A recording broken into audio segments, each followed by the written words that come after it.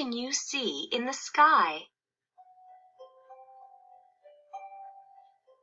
What do you see when you look up in the sky? Watch as the sky changes throughout the day. You'll see the sun rise in the east early in the morning. Sometimes the sky is filled with clouds. The wind moves the clouds and the sky changes. Sometimes there are so many clouds that they cover up the sun.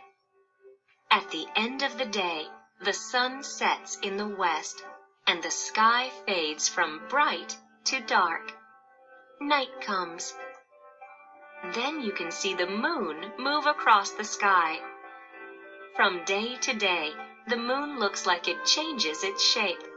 When it is perfectly round, we call it a full moon.